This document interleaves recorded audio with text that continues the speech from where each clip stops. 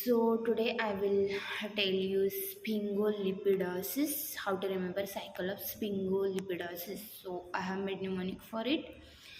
ग्लोबच्या गंगाने ट्राय केला लॅक्टोज किसके साथ? सेरेब्रो, सेरेमा एंड स्फिंगोजिन, इनके साथ ग्लोब की गंगा ने ट्राई किया lactose with cerebro, serema and sphingosine. So we will remember diseases of it. So ग्लोबोसाइड जो रहता है, ग्लोबोसाइड अगर अल्फा ग्लोबोसाइड हेक्सोसामनाइडेज ए भी एब्सेंट रहता है तो सैंड ऑफ डिसीज होता है. अगर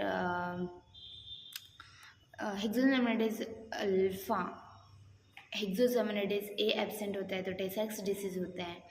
तो दोनों में क्या डिफरेंस है कि स्टार्टल रिस्पॉन्स बढ़ जाता है टेसाक्स डिसीज में, एंड सैंडॉफ्स डिसीज में हेपाटोस्प्लेनोमेगाली भी दिखती है इन कंपैरिजन टू टेसाक्स डिसीज. अब ट्राइहेक्सोजिल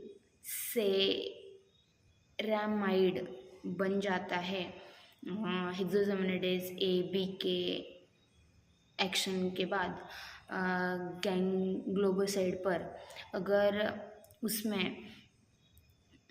अल्फा गैलेक्टोसाइडेज एब्सेंट है तो फैब्रिस डिसीज मिल जाता है. फैब्रिस डिसीज में क्या होता है कि अम्बिलिकस एंड अपर थाइज जो है वहाँ रैशेस टेलेंजिएक्टेसिया देखने को मिलता है.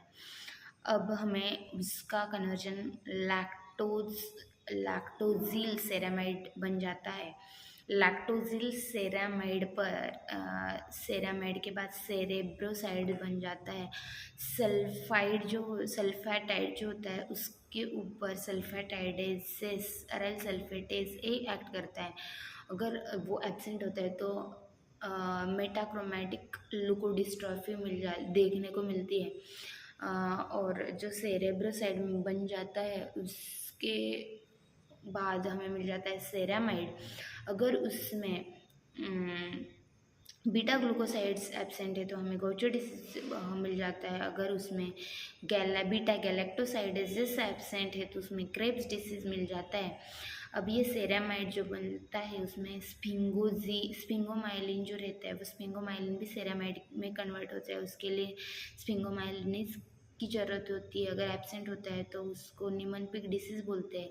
और सेरामाइड जो है उसका स्फिंगोजिन बनने के लिए हमें सेरामाइडेज की ज़रूरत होती है. वो अगर एब्सेंट होता है तो फार्बर्स डिसीज़ मिलता है.